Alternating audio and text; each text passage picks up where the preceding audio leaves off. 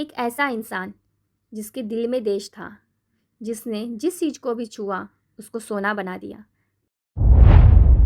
देश के आम लोगों से लेकर बिजनेस जगत में कदम रखने को तैयार व्यक्तियों के लिए प्रेरणा बने रतन टाटा।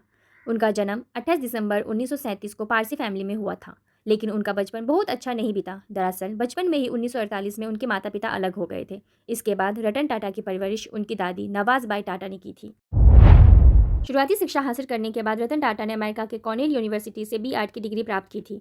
बड़ा पारिवारिक कारोबार होने के बावजूद उन्होंने अपनी हाई एजुकेशन पूरी करने के बाद भी भारत नहीं लौटे थे। करीब 2 साल तक अमेरिका के लॉस एंजिल्स में जोन्स एलिमेंट्स की नौकरी की थी, लेकिन 1962 में दादी नवाज़बाई टाटा की तबीयत खराब होने पर वो नौकरी छोड़कर भारत वापस आ गए थे।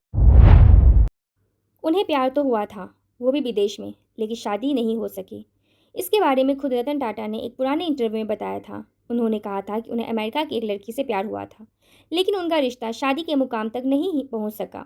जब दादी की तबीयत खराब होने पर रतन टाटा भारत आ रहे थे, तो उनकी प्रेमिका ने यहाँ आने से मना कर दिया।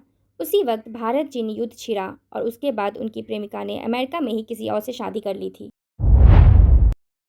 रतन टाटा ने यूएस से भारत लौटने के बाद अपने बड़े पारिवारिक कारोबार में मालिक के तौर पर नहीं, बल्कि एक साधारण कर्मचारी के रूप में करियर की शुरुआत की थी।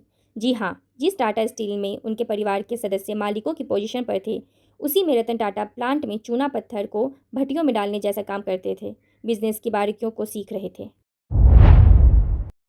टाटा स्टील में काम करते हुए बारीकियां समझने के बाद रतन टाटा ने 1991 में टाटा ग्रुप की कमान संभाली थी, और इसके बाद कारोबार विस्तार करते हुए उन्होंने जिस भी बिजनेस को छुआ उसे सोना बनाने का काम किया। साल दर साल टाटा की कंपनियां बुलंदियों पर पहुंचने लगी। उनके नेतृत्व में टाटा टी, टाटा मोटर्स समेत अन्य कंपनियां ग्लोबली हिट हो गई। जब जे.आर.डी. टाटा टाटा ग्रुप में अधिकारी चुन रहे थे, तो उस समय तक रतन टाटा ही सबसे योग्य शख्स थे। उन्होंने ग्रुप की बागडोर संभालने के बाद इसे सच साबित किया। कमान हाथ में लेने के बाद रतन टाटा ने कारोबार विस्तार से जुड़े हर एक कदम जे.आर.डी. की राय से ही उठाए थे। सरकार की ओर से साल 2000 में रतन टाटा को पद्म भूषण और फिर 2008 में पद्म विभूषण से सम्मानित किया गया था। देश ही नहीं, विदेशों में भी उन्हें कई सर्वोच्च सम्मान मिले। ऑस्ट्रेलिया में सर्वोच्च नागरिक सम्मान ऑर्डर ऑफ ऑस्ट्रेलिया से सम्मानित किया गया था, तो वहीं फ्रांस में भी उन्हें इस अवार्ड से नवाजा गया था। टाटा ग्रुप को शिखर पर पहुंचाने वाले रतन टाटा का निधन बीते साल हुआ था, और उन्होंने अपने जीवन का आखिरी वोट भी 2024 में ही डाला था। लोकसभा चुनावों में 5वें चरण में उन्होंने 86 साल की उम्र में मुंबई में अपना वोट डाला था। इतनी उम्र में स्वास्थ्य समस्याओं के बावजूद रतन टाटा अपने मताधिकार का इस्तेमाल करते हुए बेहद उत्साहित नजर आ रहे थे।